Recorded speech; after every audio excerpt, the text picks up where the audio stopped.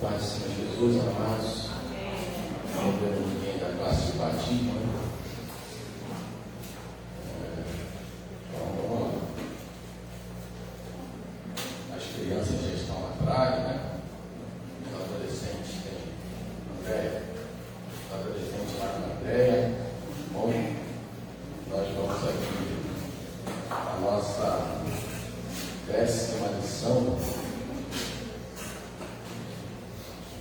Trata de um assunto muito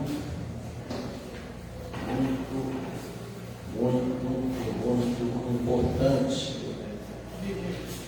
Vou esperar terminar o movimento aí para a gente.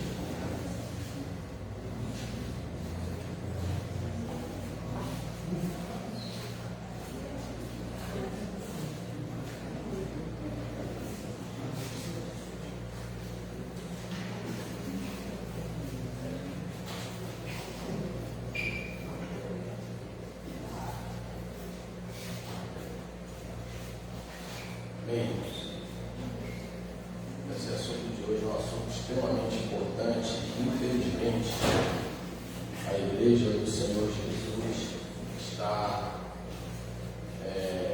negligenciando e perdendo a percepção da importância desse assunto na vida cristã, que é a temática da nossa aula de hoje, que é desenvolvendo uma consciência de santidade. Desenvolvendo uma consciência de santidade. Então, muitas pessoas perderam essa percepção de que nós precisamos, ao longo da nossa trajetória cristã, desenvolver essa consciência. A palavra santificação, santidade, ela tem desaparecido no contexto dos ensinos bíblicos, das mensagens, porque é um assunto confrontador, porque nós vivemos num mundo profano, mas nós precisamos viver em santidade. E infelizmente, eu digo infelizmente porque é uma realidade, né? É uma realidade. A gente vê a igreja a cada dia, ela não sabendo diferenciar o santo do profano. Então hoje a gente vai caminhar um pouquinho aqui dentro desse assunto, que fala sobre o desenvolvimento da consciência da santidade. Então, a gente vai ver algumas coisas interessantes para que nós possamos saber quais são as perspectivas bíblicas da santificação, e a gente também entender qual é a abrangência dos estágios de santificação, e por último, a gente saber distinguir a santidade e a justiça de Deus como atributos inerentes à sua natureza. Mas antes de falar propriamente dito da santificação ou do desenvolver a consciência de santificação, a gente primeiro precisa saber o que é consciência. Não há como eu desenvolver uma consciência de santificação se eu não souber o que é estar consciente. Eu até, além da revista aqui, eu estou aqui olhando aqui os 3 estágios de consciência, que a gente precisa entender. Mas na revista aqui diz assim: a palavra consciência nos remete à ideia de percepção a respeito de algo que está em nossa volta. É o estado em que estamos, despertos, acordados, lúcidos, no tempo presente, e por isso sabemos que existimos. Então aqui eu estou olhando aqui, para que eu possa passar para vocês aqui, ó. Então tem 3 tipos de consciência, né?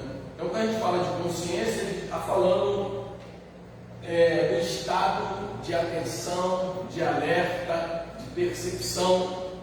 Mas dentro da psicologia tem 3 tipos de consciência. Tem a consciência que é uma consciência subjetiva, né?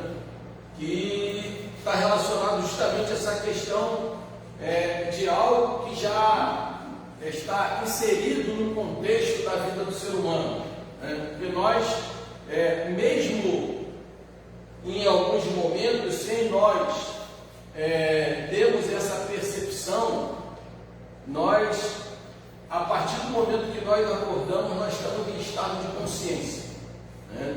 Então, quando nós estamos dormindo, a gente está em estado de consciência, mas dentro da psicologia nós estamos num estado que eles chamam de alfa, né? A gente está meio que aberto para uma série de situações subjetivas que ocorrem quando a gente está dormindo, né? Você às vezes vê o sonho com coisas que você não viveu durante o dia, e aí você fica, por que eu sonhei isso, né? Então isso é uma consciência subjetiva, né? E aí o outro estágio de consciência, né, é a consciência da informação, que a gente adquire habilidades, né, para que a gente possa trabalhar com conteúdos da nossa mente. Então a gente tem habilidades para saber lidar com situações, mas o estado de consciência do autoconhecimento é o que nós vamos estar falando sobre isso hoje, né? Por quê? Porque o ser humano, ele é constituído de quê? Corpo, alma e espírito, tá? Então, no espírito do homem, onde está a fé e a consciência? É no espírito que está a fé e a consciência. Eu já disse aqui em outras aulas, né? Então, a consciência do homem não está na alma, está no espírito, porque é o espírito que nos conecta com Deus. Então a regeneração do homem, ela é no espírito. A regeneração do homem não é na alma, a alma não se converte, né? A alma, que eu digo, é a nossa natureza humana, ela não se converte. Então por isso que Paulo diz que é uma luta constante entre a carne e o espírito. Então a consciência, né, para dar um exemplo mais claro, a consciência é como se fosse um semáforo. É ela que diz quando alguma coisa está causando um perigo. Ela acende a luz amarela, um alerta de atenção. Ela que diz que está certo e está errado, né? Então é por isso que a regeneração do ser humano é na consciência. Porque um homem regenerado, ele tem a consciência trabalhada, né, transformada pelo Espírito Santo, e ele vai ficar em constante alerta contra as batalhas da vida espiritual. Embora todo ser humano, ele já carrega consigo, né, uma consciência nata, porque todo ser humano, mesmo independente de conhecer ou não a Deus, né, seja ele agnóstico. O que é um agnóstico? Agnóstico é uma pessoa que ela crê que Deus existe, mas Deus existe ou não faz diferença para ela, né? O ateu é aquele que diz que Deus não existe, mas ele também tem consciência, ele sabe o que é certo e o que é errado, né? Então aqui que nós vamos trabalhar hoje, essa questão da consciência, é nós trabalharmos a ideia da percepção a respeito das coisas que estão ao nosso derredor, né?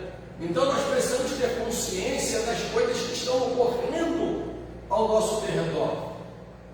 Nós não podemos ficar alienados a tudo que está ocorrendo. Então a consciência, né, dentro daquilo que nós estamos trabalhando hoje, é justamente essa percepção, né, esse conhecimento, né? E ele diz aqui, e também é conhecer o que está em nossa volta, e é também o estado em que estamos. Então, quando ele fala do estado, ele fala do estado de alerta, né, do estado de vigilância.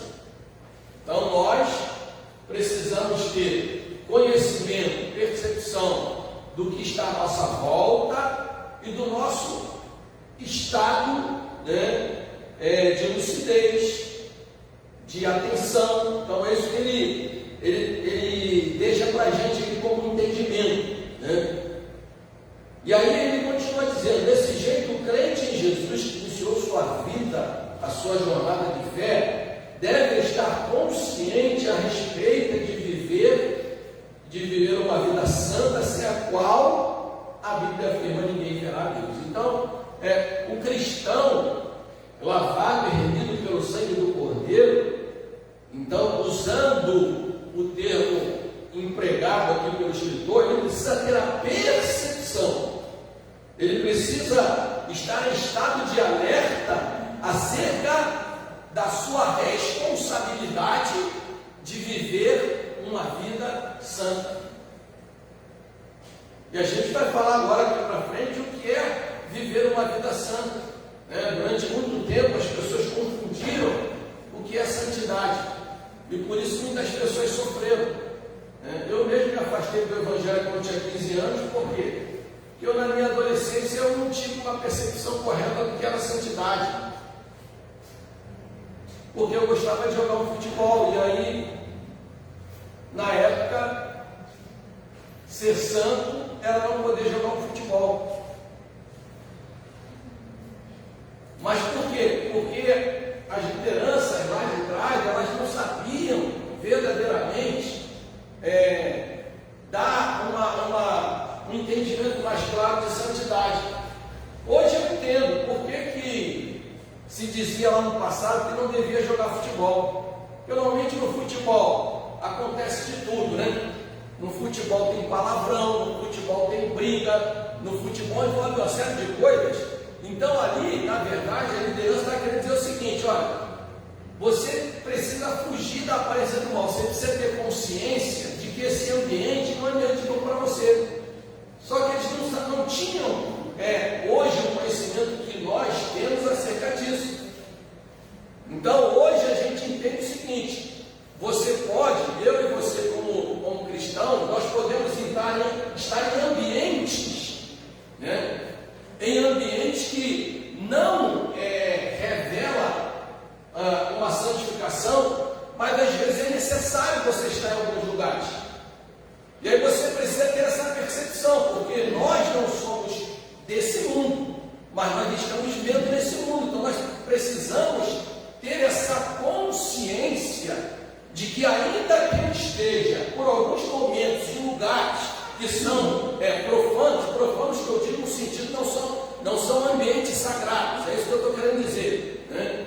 Eu vou ter que permanecer em alguns lugares, no trabalho, na escola, no dia a dia, eu vou ter que me relacionar com pessoas. Só que no passado, né, qual era a orientação? Era exatamente você se isolar de tudo isso. E hoje a gente vê muitos crentes da antiga entrando em depressão justamente por causa de algumas posturas erradas que tomaram, né? Mas por quê? Por falta de conhecimento. Por isso que a Bíblia diz que meu povo perece por falta de conhecimento. Então vamos lá. O item 1, a perspectiva bíblica da santificação.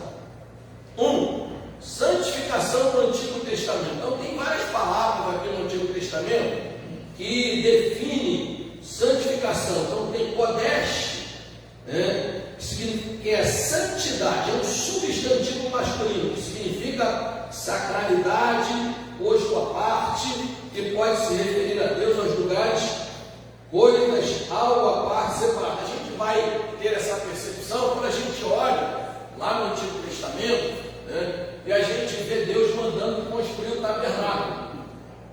Então todos os utensílios do tabernáculo foram consagrados. Então a palavra que você vai encontrar lá na na ordenança de Deus para levantar o tabernáculo, você vai encontrar lá em Êxodo, em Levítico, muito essa palavra Kodesh, né, que significa separado, consagrado, né?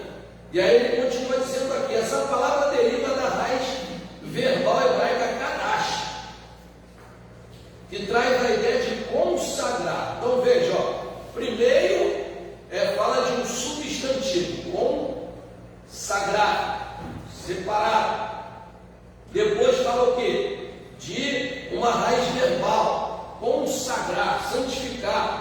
E aí, por último, você vai ver, né, o que a gente ouve muito em louvores, né? Tem o Kodesh e depois tem o Kadosh, né? Que até louvor é Kadosh, né? Então, o Kadosh, né, é um adjetivo, ou seja, alguém que é consagrado, né? E aí você vai ver, até que mesmo pela palavra hebraica, você vai ver aqui um processo, né? Ó, separar, consagrar, depois diz separado ou consagrado, né? E aí você vai ver a ideia de o quê? De um adjetivo, ó, aquela pessoa foi separada, ela é separada, ela é consagrada, ou seja, ela foi retirada de um ambiente, né? E ela foi escolhida para um propósito. Então, isso é a ideia de consagrar, né? Isso é a ideia de santificação no Antigo Testamento. Então, por exemplo, vou dar um exemplo. Então, nós temos aqui uma bateria. Essa bateria aqui, ela poderia estar tocando um show, né, de rock. Na mesma bateria, igualzinha a essa. Só que essa ela foi comprada e ela foi consagrada para, junto com outros instrumentos e com pessoas, louvar a Deus. Então, essa bateria aqui, eu não posso pegar essa bateria agora, que ela foi consagrada e separada, e colocar ela, eu vou emprestar ou vou alugar ela para alguém tocar numa banda de pastor. Só pode alugar essa bateria? Não posso, irmão. Porque esse objeto aqui agora está separado para adorar o Senhor. É a mesma coisa ao crente. Ele foi comprado, ele foi separado para ser santo, para adorar a Deus. Então ele não pode estar em dois ambientes no sentido para o propósito que ele foi chamado. Então eu fui chamado para adorar a Deus, tá? Mas a minha profissão é música. Então eu toco músicas profanas. Não, querido. Você é profissional da música, então tu vai tocar na igreja. Sabe? Então olha só como a coisa é profunda. Mas depois que surgiu aquela frasezinha, não tem nada a ver. A igreja foi aceitando isso. Então hoje tem músicos na igreja que ele tocou hoje na escola dominical aqui, mas à noite ele vai tocar um funk, ele vai tocar num show de rock, ele vai tocar em outro lugar, e à noite ele vai voltar e vai tocar na igreja de novo. Então veja como é forte o negócio. Só que as pessoas estão perdendo essa consciência. Então olha aí, vamos lá. No Novo Testamento, o verbo grego hagiad quer dizer santificar. Traz a ideia de tornar santo, purificar, consagrar, venerar e ser santo. Este termo abrange o sentido de um crente tornar-se puro. Então, olha só, aqui também tem o mesmo sentido de consagrar, de separar, mas ele traz um entendimento mais profundo, vem trazer um entendimento de pureza, de purificação, né? Ou seja, quando você purifica alguma coisa, né? O que você está fazendo com aquilo? Quando você purifica alguma coisa, participem comigo aí, me ajuda. Quando você purifica alguma coisa, você está fazendo o quê? Hein? Limpando. Você tira aquilo que não faz parte da essência daquele objeto ou daquele material, né? Então, por exemplo, um exemplo muito bom de dar é, por exemplo, o ouro. O ouro puro, ele é líquido. Ele é líquido, mas ele precisa receber um produto que é chamado de liga, o seu produto, nome científico. Ele recebe uma liga para que ele possa ficar um pouco mais resistente, para que se possa fazer um anel, uma aliança.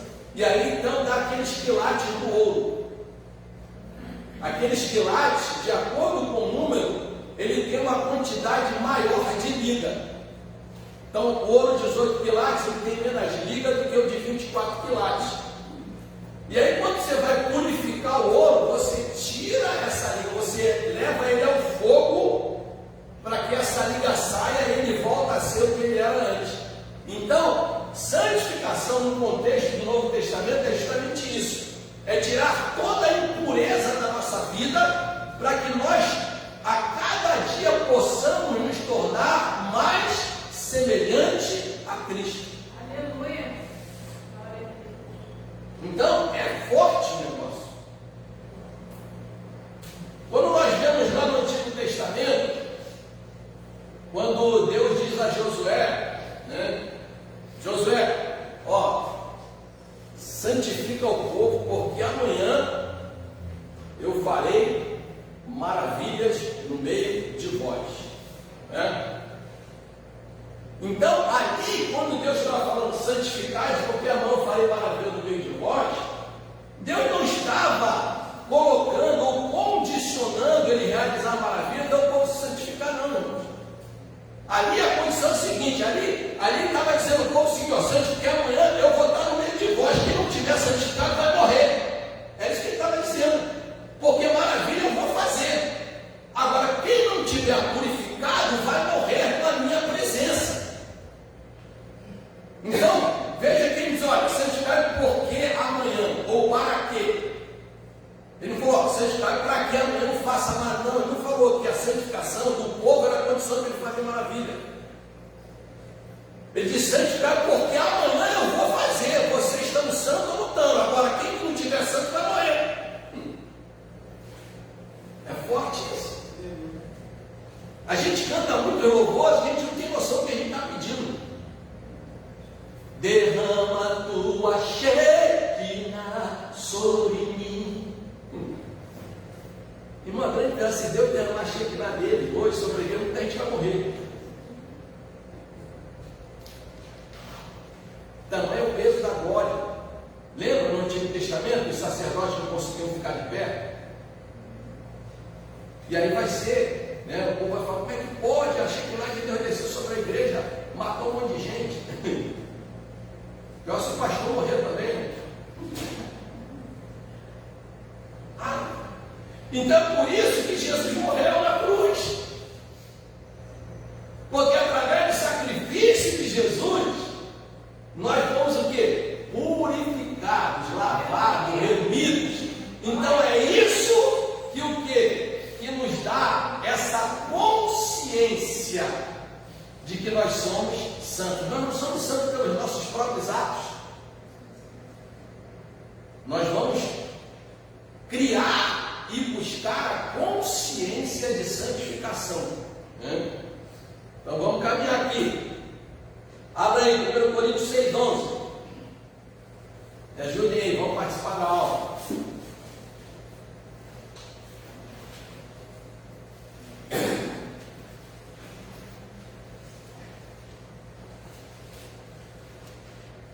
Aí eu abro aí 1 Coríntios 6:11, outro é Efésios 5:26, 1 Tessalonicenses 5:23. Minha oração é que todos nós e aqueles que estão nos assistindo hoje desenvolvam uma consciência de santidade. 1 Coríntios 6:11, quem achou aí rapidinho? Que é o que alguns têm sido, mas havem sido lavados, mas havem sido santificados, mas havem sido justificados, em nome do Senhor Jesus e pelo Espírito do nosso Deus.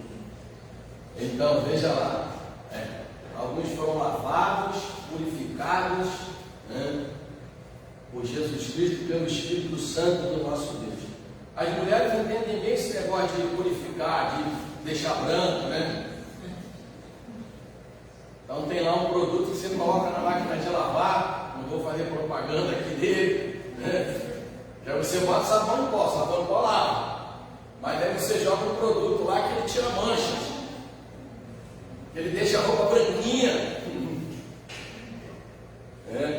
Então, aí a gente tem ideia do que é a purificação. Você pega a camisa de um adolescente que saiu, ele estava brincando com os amigos, ele chega com a camisa toda suja, se for de chuva, então escorregou, caiu no chão, aí pega com a mãe e fala: mãe, aqui ó, meu filho, como é que ficou a camisa? Está imunda. Ela fica tranquila, eu tenho um produto aqui que ele tira toda a impureza. Foi assim que Deus fez conosco. Nós chegamos diante de Jesus e falou assim: olha como é que eu estou impuro, olha como eu estou imundo, como eu estou sujo. Jesus falou: fica tranquilo, eu tenho um produto que vai limpar tudo isso. O meu sangue vertido na cruz do Calvário, ele te lava, ele te purifica, ele te restaura. Então é isso. Efésios 5:26.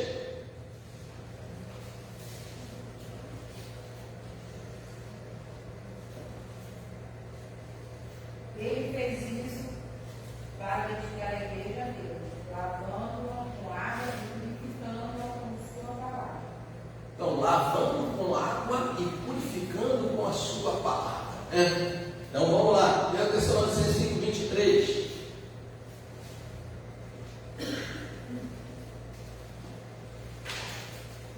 Gente, cadê a igreja?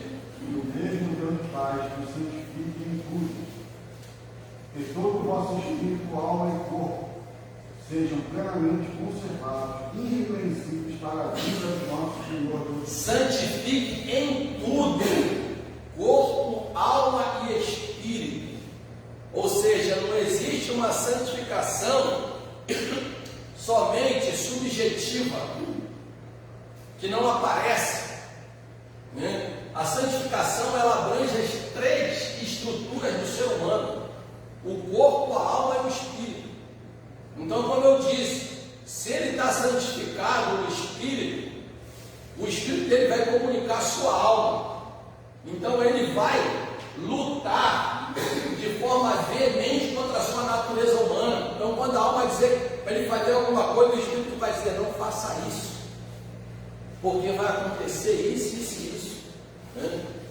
E aí o corpo, ele obedece o que a alma ordena, porque a nossa alma está também lá os 5 sentidos da vida. Então é através dos 5 sentidos da vida que a alma se comunica com o mundo material. Então a alma, o espírito vai dizer para a alma: olha, foge de coisas que te faz pecar. O espírito comunica a alma comunica a visão. Não olhe para coisas que não edificam. A alma comunica para os pés: não ande em lugares que não edificam. A alma comunica para as mãos: não pegue coisas que não glorificam a Deus. Então, é uma sequência, uma sequência. Então, diz aí 3: a santidade exigida pela palavra. João 17 diz: santificai-vos na palavra. Quer ver? Vamos lá, João 17.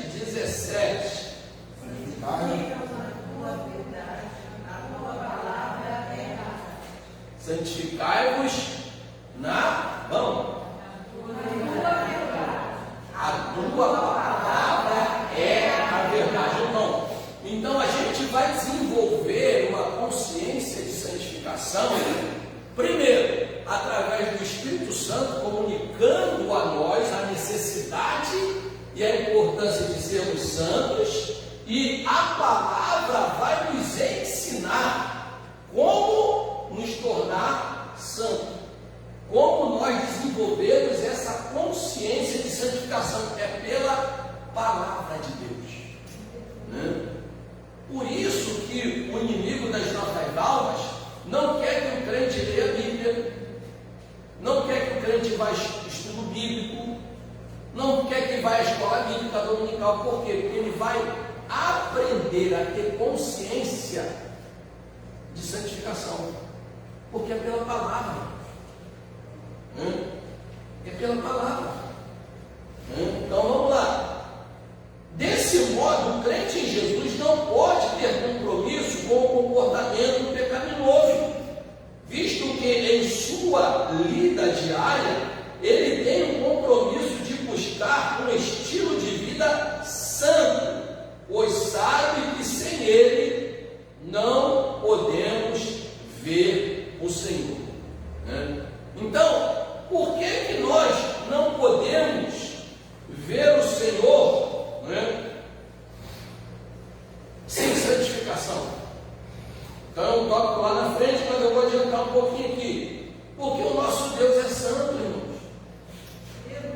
Deus não compactua com o pecado. Deus ama o pecador, mas ele abomina o pecado. E o Evangelho está perdendo a consciência dessa verdade. Sabe, as pessoas não querem mais ser confrontadas. Até disse aqui em outra aula: você não pode mais dizer que alguém está em pecado. Você tem que dizer: ó, você está com um problema. Porque a pessoa se sente ofendida, né? Ou então assim, ó, você está em desacordo com a palavra de Deus. Você está andando em desacordo com os princípios de Deus. São formas, né, mais amenas ou mais atuais de dizer que você está em pecado. Você fala hoje que alguém está em pecado, assim, literalmente, né? A pessoa pode mover um processo com assédio religioso. Porque tudo agora é processo, né? Nós vivemos no Estado de Direito, ninguém mais tem deveres. Então a coisa está séria, está muito séria. É muito interessante. Quando você vai conversar com alguém, um aconselhamento, né? E aí você vai orientar a pessoa nunca admite que errou. Não, foi um equívoco. Eu não queria dizer isso. O senhor entendeu errado. Mas por quê? Porque a nossa tendência, a tendência da nossa natureza humana é sempre transferir a culpa para o outro. Sabe? Mas ele tem que usar a sentença seguinte: olha, a culpa termina aqui. Sabe? Quando chegar em você, em mim, termina aqui. Foi assim que Jesus fez. Jesus, como morreu no Calvário, falou: toda a culpa termina aqui. No salão oval do presidente dos Estados Unidos tem um quadro que tem uma placa: toda a culpa termina aqui. Porque todas as vezes que chega algum ministro, alguém trazendo um problema e vai tentar transferir a culpa para outras pessoas e fala: acabou, termina aqui. Vamos resolver isso. Então, Jesus resolveu isso através do seu sangue. Ele tirou de nós, né, todo sentimento de culpa. E infelizmente tem muitas pessoas que carregam isso ainda pela vida inteira, né? E aí, então, o que eu disse, a santidade é exigida pela palavra. Mas por quê? Porque a palavra de Deus, ela revela um Deus santo. Então é o que está aí na leitura bíblica de 1 Pedro, né? Como diz, ó, 1 Pedro 1,16: porquanto está escrito: sede santo, porque eu sou santo. Então, irmãos, nós precisamos, né, buscar santificação. Nós precisamos nos santificar, porque o nosso Deus é santo. Você vai chegar em Levíticos, você vai... Por que ele disse está escrito? Porque Jesus está fazendo referência a tudo que foi escrito no Antigo Testamento, a tudo que foi dito pelos profetas, né? Quando Deus chama o povo de Israel, né? Deixa eu ver aqui, em Levíticos, a gente não pode nem usar muitas referências, senão o tempo voa, né? Em Levíticos, você vai ver, deixa eu aqui achar que é mais rápido por aqui.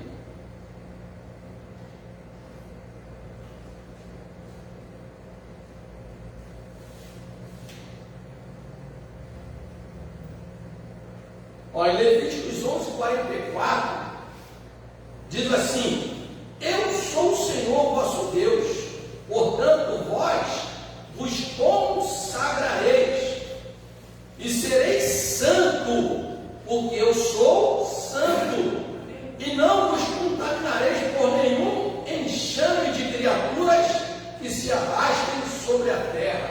Então, Deus estava dizendo para o povo que ele era santo e o povo precisava ser santo. Irmãos, pecado com santidade não combina. É igual água e óleo. Não se misturam. Se eu pegasse aqui um copo transparente e encher a metade com água e depois colocasse a metade de óleo, você ia ver, não se misturam. Você pode botar para bater, deixa um tempo, o óleo vai subir e a água vai descer, porque não se misturam. Sabe? São coisas antagônicas. E a igreja está perdendo essa consciência. A igreja está indo no oba-oba. Sabe quando Davi quis trazer a arca para Jerusalém? Lembra desse texto? Lá em Crônicas fala disso. E aí, Davi não consultou as escrituras sobre como deveria ser conduzida a arca. Só que Deus havia dado uma ordenança: a arca tem que ser conduzida pelos sacerdotes. Por quê? Porque a arca é um objeto sagrado que revela a glória de Deus. Os sacerdotes, eles foram consagrados, separados, estão santificados para conduzir a arca, e eles precisam conduzir a arca nos seus ombros. Mas Davi foi consultar as pessoas erradas. Falou: coloca um carro novo, algo bonito, e é só depois botar a arca em cima. Então a igreja está fazendo isso. A igreja está criando muita coisa nova, sabe? Muita coisa bonita, e está tentando conduzir a arca agora. Então, dessa forma, irmãos, não vai dar certo. Na linguagem carioca, vai dar ruim. E aí o que acontece? Ele carrega e é o quê? A carroça tropeça numa pedra, né? E aí a arca tende a cair. E aí o Zaion vai segurar a arca e eles são fulminados na mesma hora. Por quê? Porque não seguiram as orientações daquilo que Deus havia ordenado. E então Davi depois vai consultar realmente quem ele tinha que consultar. Aí foram consultar as escrituras. Olha, tem que ser assim, assim, assim. Aí Davi vai, se corrige, e aí que a arca chega, a glória de Deus chega para Jerusalém. Então, da mesma forma, a nossa vida cristã, a gente precisa ter essa percepção, precisamos ter essa consciência. Nós precisamos ser santos, porque Deus é santo. A Bíblia diz que Ele escolheu um povo seu, zeloso, especial de boas obras. 1 Pedro 2,9 diz que vós sois a geração eleita, a nação santa, o povo adquirido, para anunciar as maravilhas daquele que te tirou das trevas e transportou para o reino da luz. Sabe? Então a gente precisa ter essa percepção, essa consciência, né? Vamos lá. 2. A santificação e seus estágios. A realidade da santificação. A partir do que estudamos sobre os termos bíblicos a respeito da santificação, podemos afirmar que se trata de um ato, um estado e um processo. Guarde isso. Um ato, um estado de um processo. Ou seja, nós, com uma consciência de santificação, nós vamos tomar atitudes. Sabe? Quem nos santifica é Deus. Mas quem toma as atitudes para a santificação somos nós. Sabe? Então, é um ato, né? É um estado. Então, estado de santificação, só Deus, Ele é santo na sua plenitude. É um atributo da divindade. Deus é santo. Lembra lá, quando Isaías, ele vê o trono da glória de Deus? Né? Vamos lá, Isaías capítulo 6.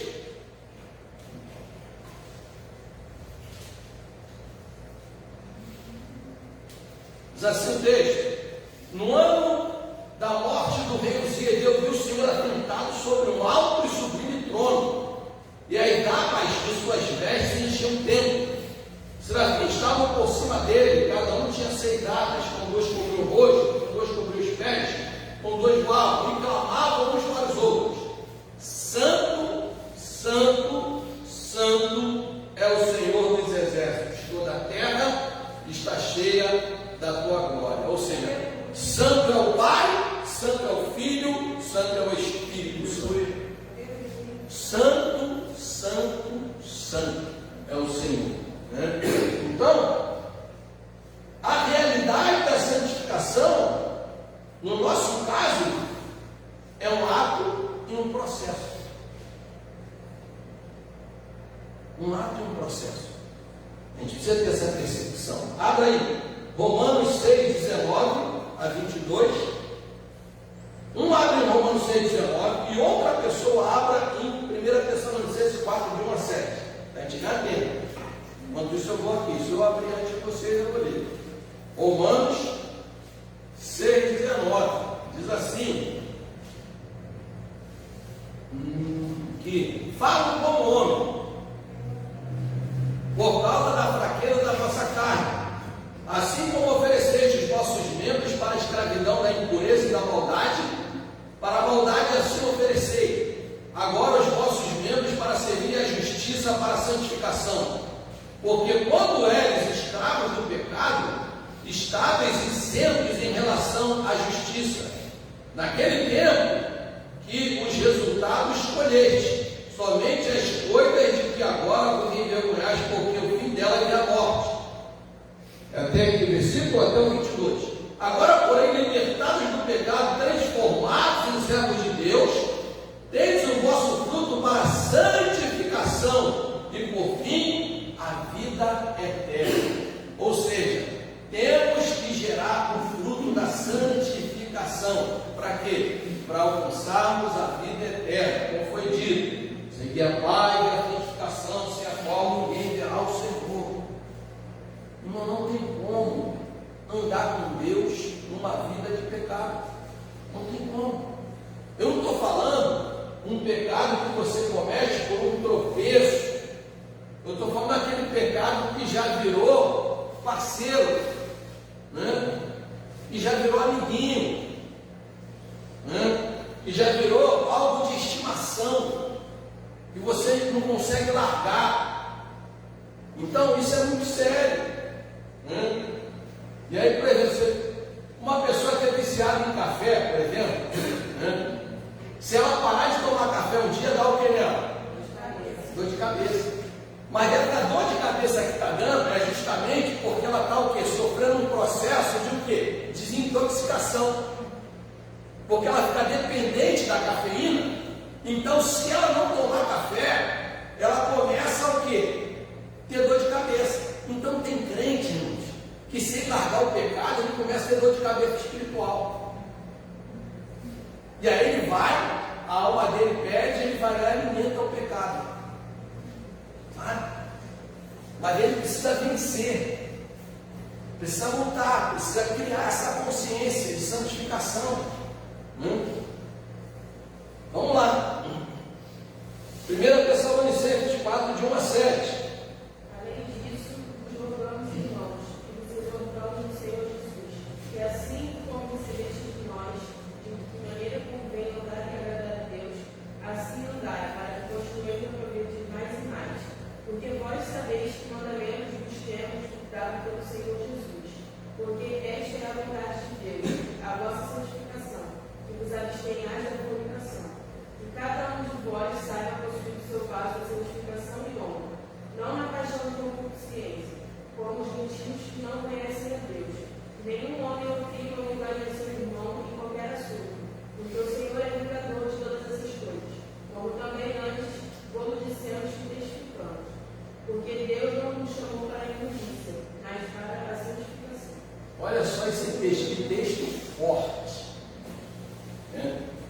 Ele fala andar, ou seja, andar é o que é algo contínuo, sabe? É ser santo hoje, ser santo amanhã e ser santo sempre. Hoje as coisas estão todas mudadas. Ele só não nos dê a fornicação. O que é a fornicação? Fornicação é o pecado de pessoas que não têm uma união conjugal, sabe? É solteiro tendo relacionamentos sexuais, porque agora criou-se uma modinha de que você primeiro tem que provar o produto para saber se ele é bom, para depois você fazer uma aliança, sabe? Então hoje, uma menina, um menino casar virgem é uma vergonha para a sociedade, sabe? Então a gente vê as coisas caminhando para um precipício e a igreja não percebe essas coisas, irmãos, sabe? É uma coisa de doido. Pessoas na igreja vivendo em situações de adultério e que aceitam uma boa, o pastor já está no quarto casamento, sabe? E a igreja seguindo um líder desse, o cara falando de família e agora foi pego aí, ó, envolvido com pedofilia. Esses dias de outro vídeo, o cara sentado no bar com a amante, o membro da igreja foi lá. Pastor, o que você está fazendo aí? Pô, então vou sentar aqui e vou comer também com o senhor, porque eu estou contribuindo para isso. Aí, não, desliga aqui, estão vendo. Eu estou preocupado que estão vendo. Olha só a que nível que chegou, irmãos. Mas o que? As pessoas têm boa eloquência, sabe? Tem um poder de persuasão. Eu já cheguei até a ouvir alguém dizer, irmãos, que graça tem alguém, ou que honra tem um líder, falar que ele sempre foi fiel a Deus. O que vai fazer gerar fé nas pessoas é falar que você foi lá fora, pegou, fez um monte de coisa, e depois você se arrependeu e voltou. Uma coisa não interfere na outra. Sabe? Mas a coisa está bagunçada, o negócio está esculhambado. E o povo está aplaudindo essa gente, irmãos. Carregando multidões. Então, nós precisamos, irmão, desenvolver a consciência da santificação. É um processo. E deixa eu dizer uma coisa aqui para vocês: adultério não está relacionado à questão sexual, não, tá? Adultério é o cara que é empresário, adulterar uma nota fiscal, é adulterar um documento de um carro, é adulterar um contrato que ele faz. Tudo isso é adultério, porque adulterar é trocar o sentido, a essência do qual aquilo foi feito para ser. Isso é adulterar. Mas as pessoas só batem na questão sexual. Quando você mente, você está adulterando. Entendeu? Quando a gente faz fofoca, a gente está adulterando, porque a nossa boca não foi criada para fofocar. Quando a gente xinga palavrão, nós estamos adulterando, porque a nossa boca, ela foi criada para profetizar palavras de bênção. A Bíblia diz que nós vamos prestar conta das nossas palavras tortas. Irmãos, a vida cristã é um negócio sério, pastor, mas nós estamos na graça. A graça é mais difícil do que na lei. Na lei é só cumprir a regrinha, estava tudo certo. Se você não cumprisse, ela matava o bichinho e estava tudo certo. O bichinho não tinha culpa de nada. O bichinho estava lá, ó, comendo lá sua graninha. Daqui a pouco eu vem cá, eu peguei, vou te sacrificar aqui. Hoje em dia não, só em pensar você já pecou. É por isso que a Bíblia diz que as misericórdias do Senhor são a causa de não sermos consumidos, porque elas se renovam a cada manhã. Irmão, se a misericórdia de Deus não se renovar a cada manhã, nós estávamos lascados, desculpe aí o dedo. Sabe, quando a gente acorda de manhã, aí o Senhor fala: meu filho, levanta, que eu tenho misericórdia nova para você hoje. Sabe? É isso. Vamos lá que o tempo não espera. Em segundo, ela é um processo cujo propósito é levar o cristão a se tornar semelhante ao nosso Senhor. Guarde isso. Ela é um ato, ela é um estado, ela é um processo, né? Então todos nós estamos em processo. Diga para quem está ao teu lado, fala, nós estamos em processo de santificação. 8:29 diz assim: porquanto ao que de antemão, Romanos 8:29, conheceu também os predestinou para serem conforme a imagem do Filho, a fim de que ele seja o primogênito entre muitos irmãos. E aí diz que aos que predestinou, esse também chamou, aos que chamou, esse também justificou, e aos que justificou, a esse também glorificou. Então ele santificou a gente através do seu sangue. Agora nós precisamos gerar essa consciência de que se nós queremos caminhar com ele, também precisamos nos santificar. Entendeu? É isso. Vamos lá. 2. 3 estágios da santificação. Em primeiro lugar, a santificação do crente inicia com um novo nascimento. Então, todos nós já passamos pelo primeiro processo. Pelo menos espero. Nós nascemos de novo. Hoje, por intermédio do Espírito Santo, o crente é declarado justo diante de Deus, completamente regenerado, declarado sem pecado. Trata-se da santificação inicial ou posicional. Olha, santificação posicional, que está lá em 1 Coríntios 6:11, que nós já lemos, tá? Em segundo lugar, há o estágio progressivo da santificação. Neste mundo em que o crente se despoja do velho homem e vai se revestindo do novo homem, até alcançar a perfeita imagem de Cristo. Então, nós estamos nesse processo, nesse estágio. Estamos em processo, Estamos em processo de santificação. Gálatas 5, 16-18, diz assim, o dom, entretanto, Gálatas, eu estou lendo Romanos, perdão, Gálatas 5:18, vamos lá.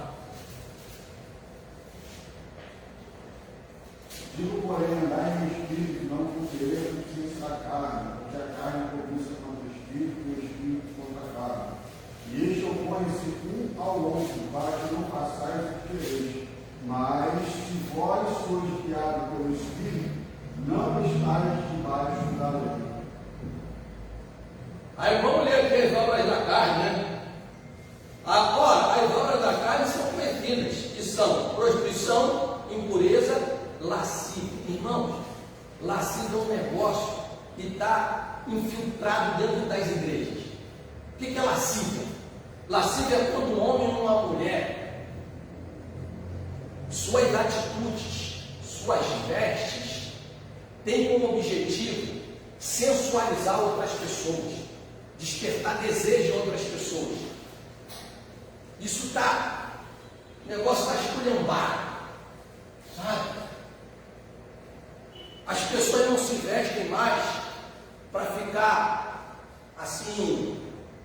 As mulheres vêm, quem sabe, os termos, né? Mulher que não se veste, tem que estar o quê? Elegante, isso. As pessoas não se vestem mais para ficar elegantes. Pastor, tem um demônio das mulheres lá fora que fala assim: mulher se veste para outra mulher, ou seja, ela quer concorrer com a outra mulher. Quem chama mais atenção? Pô, eu gostei do que você falou no início. Lá fora, dentro da igreja não pode ter isso. Amém. A serva de Deus, o servo de Deus não tem que se vestir para chegar assim: eu vou chegar fechando o tempo, eu vou quebrar tudo. Sabe? Isso é lascívia, irmão. Sabe? E aí diz: lascívia, idolatria, feitiçaria. Irmão, isso aqui está falando para a igreja, está está falando para o mundo, não. Isso é uma carta que Paulo escreveu à igreja da Galácia. Paulo escreveu isso aqui para os perdidos, não escreveu para uma igreja, porque ele recebeu uma carta do bispo das igrejas da Galácia, falando: ó, o negócio aqui está feio. Ele falou: eu vou escrever uma cartinha para esse pessoal aí. Se fosse hoje, ele ia mandar um e-mail, ele ia mandar um WhatsApp, né? Aí ele diz: ó, vou mandar uma cartinha para a igreja aí, ó. Ó, os irmãos da Galácia, seguinte, hein? Ó, idolatria, feitiçaria, inimizade, porfias. Sabe o que é porfia? Disputa. Disputa um com o outro. Sabia que tem lugar que tem um pregador que disputa com outro pregador? Pregar mais que esse cara. Aqui a gente brinca aqui, entre os obreiros, né? Mas aquilo ali não está no coração da gente. A gente brinca com a porra, quebrou tudo hoje e tal, para motivar, né? Esse cara vai arrebentar, vou pregar mais que ele. O fulano está pregando mais que ele, então ó, deixa na geladeira. Sai, deixa na geladeira, pregando mais que ele. Quero mais que os obreiros dessa igreja preguem muito, para eu ficar sentado aí recebendo essa palavra abençoada. Oh, que maravilha! Como foi a aula escola do Clicão domingo passado? Eu falei: Jesus, que aula maravilhosa! Pregações, né? Então ele continua dizendo: ciúmes, irmão, isso é fruto da carne. Ciúme, iras, essa ira aqui não é de você ficar irado e tocar a vida, não. Essa ira é a ira que desce para o coração, se torna o quê? Um ressentimento. Porque a Bíblia diz: irai-vos e não pequei. Ou seja, você se irá no momento ali do teu temperamento, né? Mas depois, irmãos, pô, perdoa, vai para o céu, vão seguir a vida, são crentes, querem ir para o céu, querem que você vá para o céu, né? Discórdias, dissensões, facções, invejas, bebedice, glutonaria, coisas semelhantes a esta, olha só, a respeito das quais eu vos declaro, como já outrora vos preveni, que não herdarão o reino de Deus os que tais coisas praticam. Irmão, não vai herdar o reino de Deus quem vive na prática dessas coisas. Não vai herdar o reino de Deus. Porque como é que o cara vai chegar no céu? Porque cada um vai ter um galardão diferente pelas obras que fizeram, né? Aí vai chegar: Jesus, por que a coroa desse irmão aí tem 7 pedras e a minha só tem 2? Você está sendo injusto, hein, Senhor? Não vai existir isso no céu, entendeu? No céu, lembra daquela palavra que o pastor Walter ministrou aqui uma vez? Não basta somente a salvação? Lembra? Que ele falou que a gente tem que também trabalhar para receber galardões? Porque no céu vai ter diferenciação, irmãos. A própria Bíblia diz que um tem a glória do sol, outro tem a glória da estrela, então tudo tem uma glória diferente. Tem crente que aqui na terra, né, conjecturando, ele mora num barraquinho dentro da comunidade. Mas o amor dele por Deus é tão grande, ele tem feito tantas coisas para ele, quando ele chegar no céu, ele vai ter uma mansão lá no Deus. Mas tem gente que vai receber o galardão inteiro aqui no céu, aqui na terra. Quando chegar no céu, ele não vai ficar triste, porque não vai ter tristeza no céu, ele vai se alegrar mesmo no ano, né? Mas tudo no céu vai ser glorioso, mas vai ter diferença de glória, sabe? Porque senão Deus é injusto. A salvação é para todos, agora galardão é para aqueles que trabalham, mas é galardão, é um prêmio, né? Vai ficar o assunto de hoje, assunto da santificação. Então, ele diz lá, acabei de ler aqui Gálatas, vamos seguir em frente. Então diz assim, 2, santidade, perdão, onde é que eu estou aqui? Alvo, aqui, 3, o alvo da santificação.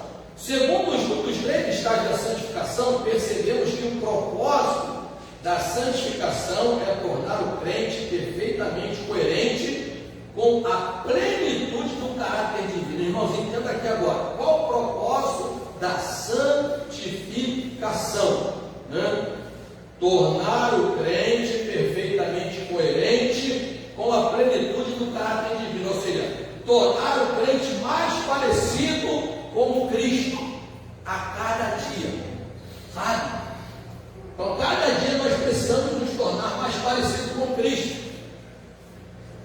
As bem-aventuranças lá, Mateus 5,8, vem falando sobre isso. Nesse aspecto, todo crente regenerado é chamado por Deus para ouvir, guardar, praticar seus mandamentos, de modo que seja a sua santa habitação de Deus. Olha só, se Deus é santo, e a Bíblia diz que o Espírito Santo habita em nós, como é que nós podemos viver uma vida de pecado?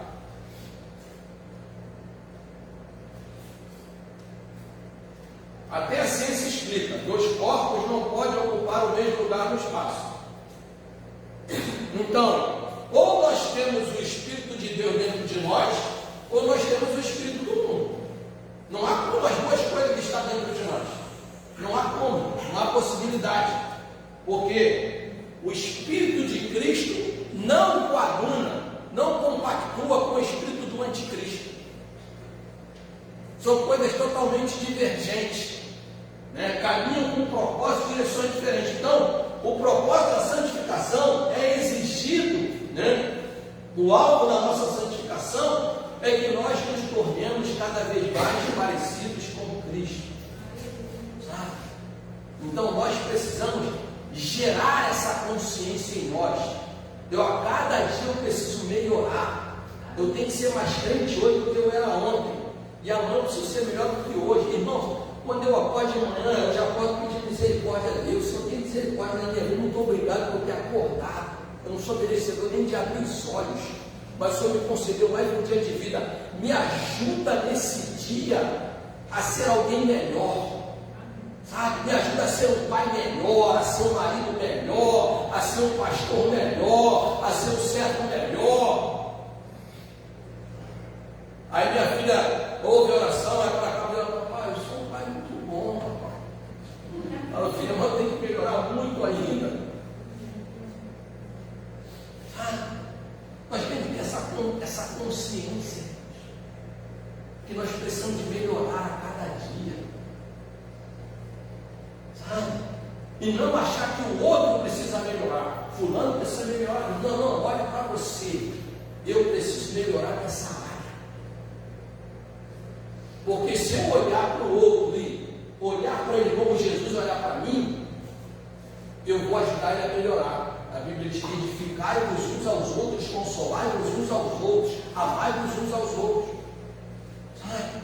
Mas quando eu olho o outro só com um olhar de julgamento, eu não consigo melhorar. Porque eu não estou olhando ele com o olhar que Cristo olha para mim. Sabe? É um desafio, irmão. Não estou dizendo que isso é fácil, não. E também não estou dizendo que toda vez eu consigo fazer isso. Não, tem hora que eu não consigo, não. Tá? Não estou aqui bancando de santarrão, eu faço tudo, não. Tem hora também que a carne pula, irmão. Mas eu vou buscar do Senhor. O Senhor tem misericórdia na minha vida. Eu não podia ter agido dessa forma com essa pessoa. Eu não vou dizer para o Senhor agir assim porque ela fez isso, que não. A culpa termina aqui. Porque senão a gente não avança. Entendeu? Então vamos lá. 3. O julgamento do Deus Santo. 1. O Deus Santo. A Bíblia revela Deus como santo. Nós já lemos lá em Isaías. Com um nome santo, né? Isaías 57:15. Os serafins declararam sua santidade, Isaías 6:3. Em santidade ninguém pode se igualar a Deus, pela Samuel 2:2. Ou seja, desse modo a Bíblia afirma enfaticamente: Deus é santo. Não existe nada em Deus que não seja santo. Está acontecendo um negócio comigo, Deus está sendo injusto. Não. Deus é justo porque Ele é santo. Aleluia. Não estou conseguindo entender nada. Deus está me confundindo, né? Não está te confundindo, não. Ele está te aprimorando porque Ele é santo. Não há erro nele. Ele é perfeito. Sabe? O problema sempre estará em nós, irmão. Nunca estará em Deus. Entenda isso. Nunca estará em nós. Por maiores que sejam as adversidades, as atrocidades que nós viemos passar, as lutas, tudo que nós viemos viver, o problema sempre estará em nós, nunca estará em Deus. Entenda isso. Desse modo, a Bíblia afirma enfaticamente que Deus é santo. Ele é o nosso parâmetro para uma vida de santidade. Conforme registra o texto bíblico: santo sereis, porque eu, o Senhor vosso Deus, sou santo. O sarrafo de Deus é alto. É alto. Nós não vamos alcançar esse sarrafo dele. Mas nós precisamos gerar em nós uma consciência de santificação. Só na glória que nós vamos alcançar a plenitude. Mas Ele quer ver em nós a nossa motivação.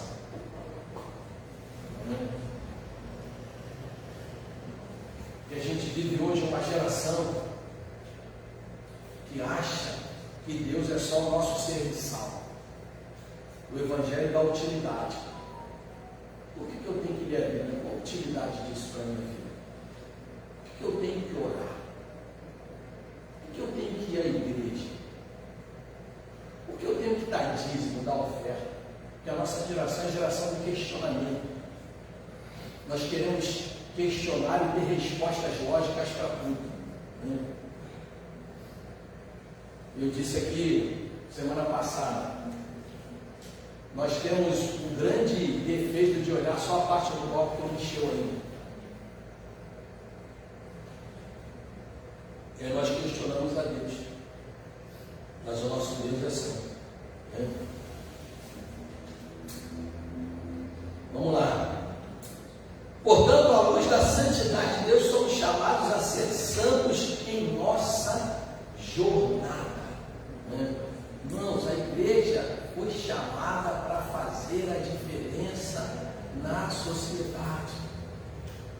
A igreja não é mais uma instituição. A igreja é uma representante do reino de Deus na terra.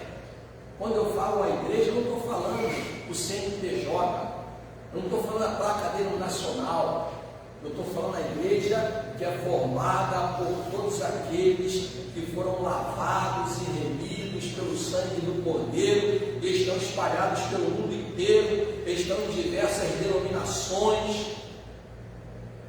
A igreja foi chamada para isso, mas a igreja está se permitindo ser influenciada pelo mundo.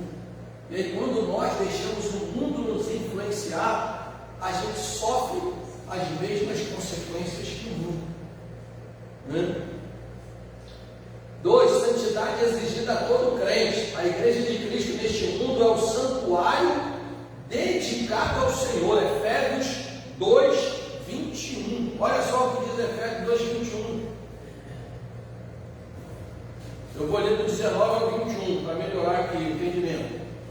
Assim, já não sois estrangeiros e peregrinos, mas concidadãos dos santos, e sois da família de Deus, edificados sobre o fundamento dos apóstolos e profetas, sendo Ele mesmo Cristo Jesus a pedra angular, no qual todo edifício bem ajustado cresce para santuário dedicado ao Senhor, no qual também vós juntamente estáis sendo edificados para a habitação de Deus no Espírito.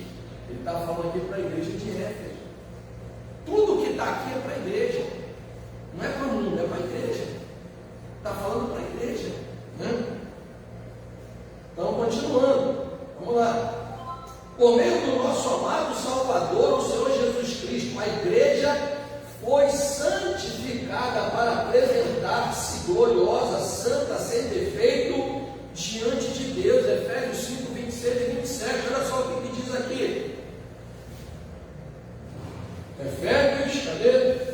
5, 26 e 27. Ele diz assim, ó: maridos, amai vossa mulher como também Cristo amou a igreja, assim mesmo se entregou por ela, para que a santificasse, tendo-a purificado por meio da lavagem de água pela palavra. Versículo 27.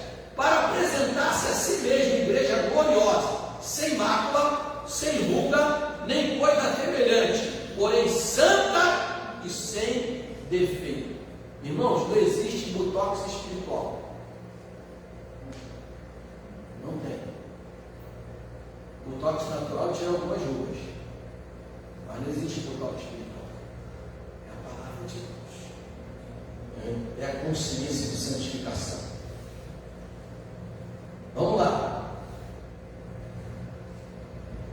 Por isso, como membros do corpo de Cristo neste mundo, comprados pelo seu precioso sangue, somos exortados e convocados a andar em santidade. Exortados e convocados a andar em santidade. Hebreus 12, 14. Já lemos esse texto também. Empenhemos-nos a nos consagrarmos a Deus em verdadeira santidade. Aquele célebre versículo de Romanos 12. Apresentar, rogo-vos, pois, irmãos, a compaixão de Deus, que apresentar os vossos corpos como sacrifício vivo, santo e agradável a Deus. Paulo está falando, rogo-vos. Voltar é um ato já de clemência, já de, não está aguentando mais, né? Sabe, aquilo já está doendo na pessoa, então está voltando. Irmãos, apresente os vossos corpos a Deus como sacrifício vivo. Glorifica a Deus através da sua vida, através dos seus atos. 3. Santidade e justiça de Deus. Biblicamente, a santidade e a justiça são atributos divinos que se relacionam. Como vimos, essa virtude aponta para a essência de Deus, que é totalmente puro, como bem afirma João. Ele é luz e nele não há treva alguma. Não entra naquela escolinha daquele símbolo oriental, Yang Yang, né? Que é, em toda luz tem um pontinho preto, em toda escuridão tem um pontinho branco, sabe? Então aquilo ali, na cultura oriental, está falando exatamente disso, sabe? O lado mal, tem alguma coisinha de bom lá. E aquilo que você diz que é bom, é uma coisinha ruim lá também. Não é totalmente puro, não. Mas a gente diz que Deus, ele é santo. Né? Santo, ele é luz e nele não há trevas. Tudo em Deus é santo, puro e verdadeiro. A justiça dele aponta para a sua retidão, para a harmonia de sua justiça com a lei. Desse modo, compreender a santidade e a justiça de Deus como atributo é importante para reconhecermos que ele é santo, reto, justo e verdadeiro, né? Ou seja, compreender a santidade e a justiça de Deus como atributo. O que é um atributo? É uma qualidade, uma característica, né? É um atributo da divindade, ser santo, né? Então ele diz, e que por isso jamais deixará o ser humano impune diante de sua rebelião contra a sua santidade e justiça. Irmãos, isso aqui é forte demais, porque os universalistas, que é uma linha teológica que diz, no final todo mundo vai ser salvo, porque Deus é bom. Deus realmente é bom, mas Deus também é justo, né? Deus é bom, mas Deus é santo. Então ele não coaduna, ele não compartilha, né, com o pecado. Então, concluindo a nossa lição de hoje, você pode estar perguntando, vou ler aqui daqui a pouco o texto, tá? Pastor, então como é que eu desenvolvo uma consciência de santidade? Primeiro, reconhecendo que somos pecadores e que dependemos única e exclusivamente da graça, da bondade e da misericórdia de reconhecer, confessar e largar. Não adianta só reconhecer. Não reconheço, mas continua fazendo, não adianta nada. Né? Segundo, crendo que a nossa justificação vem pela fé em Cristo Jesus. Terceiro, vivendo de acordo com a palavra de Deus, com as orientações da palavra de Deus. Em último lugar, tendo plena consciência de que sem santidade eu não consigo me relacionar com Deus. Entenda isso. Precisamos a cada dia melhorar. Aí a conclusão: na jornada para o céu, o cristão precisa desenvolver uma consciência de santidade de Deus para que possa tomá-la como padrão perfeito de vida. Irmão, se a gente não desenvolver, sabe, uma consciência de que Deus é santo, Ele não compactua com as coisas, sem tirar os não tem nada a ver, a gente vai conseguir gerar uma consciência de santificação. Devemos sempre progredir em santidade, desde o momento em que iniciamos a vida com Cristo até o final de nossa jornada. Não adianta eu desenvolver hoje essa consciência.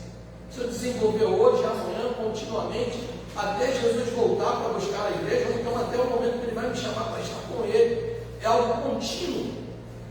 Você já percebeu? Quando você passa alguma instrução para alguém, nível geral, no trabalho, na família, na igreja, quando você passa a instrução de imediato, todo mundo começa a fazer aquilo. Não é assim? Mas o tempo vai passando, a gente vai relaxando, a gente vai deixando, e daqui a pouco a gente vai ver, nós voltamos a fazer as mesmas coisas que estávamos fazendo antes daquela instrução que nós recebemos. Então, por isso que de vez em quando você vai ver na igreja a gente repetindo as mesmas coisas.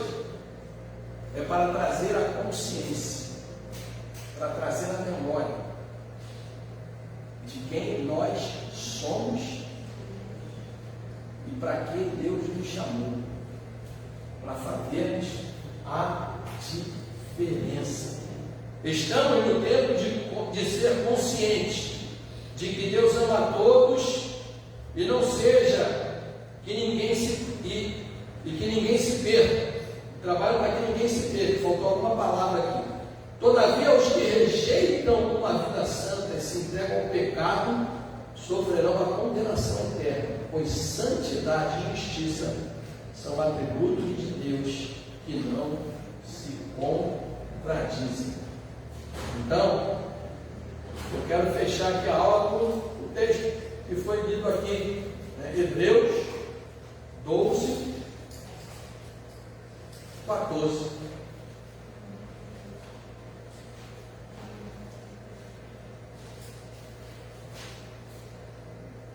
Vamos todos ler esse versículo juntos? 1, 2, 3, quem achou? Não, peraí, já vi quem não tinha achado. Todos estão aí com a Bíblia aberta? Então vamos todos. Vai lá, tá lá no telão. Todos no tempo 3. 1, 2, 3.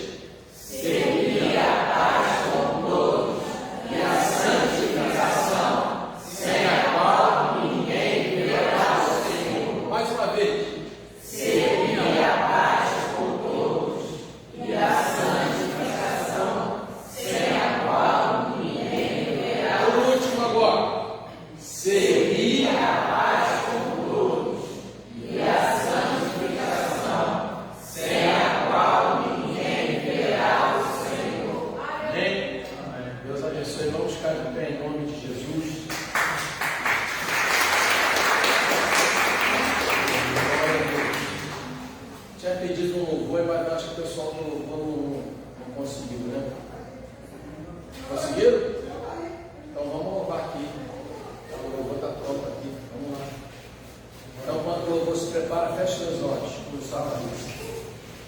Vamos falar com Deus.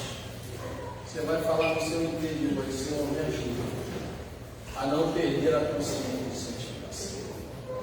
Oh, meu Pai, diante da tua presença nessa manhã de domingo, nós queremos diante de ti, um Deus santo, justo, verdadeiro, fiel, um Deus que não coaduna com o pecado, um Deus que ama o pecador, mas dá morena ao pecado. Oh, meu Pai, nos ajuda, Senhor, a não perder a consciência da santificação, de que é necessário nós nos empenharmos, nos dedicarmos, nos esmerarmos para buscar continuamente, ó Deus, a santificação. Ó Deus, nos ajuda a vencer a nossa natureza humana, Senhor. Nos ajuda a vencer aqueles pecados escondidos, para que nós possamos verdadeiramente refletir o teu caráter diante dessa sociedade corrompida e perversa, Pai. Oh, Paizinho querido, nos ajuda, Senhor, a caminhar em santificação, porque sem santificação não veremos ao Senhor.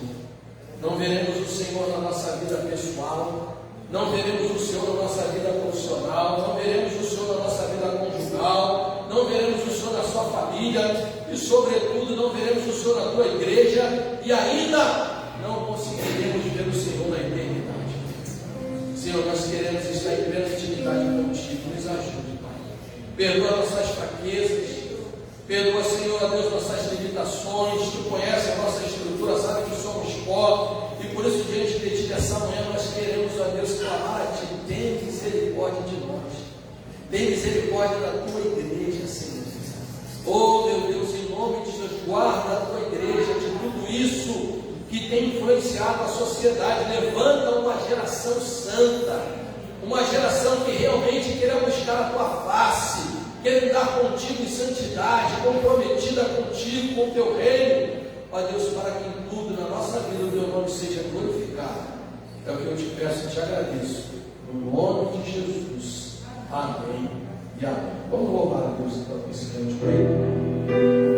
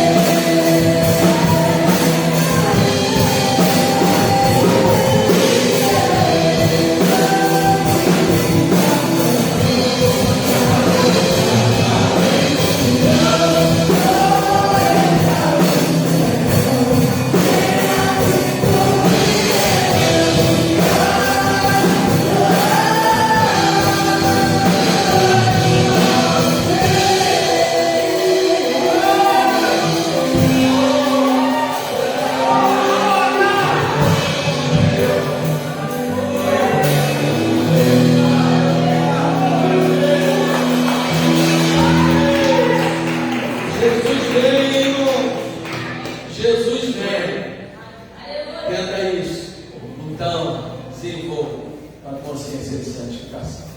Amém?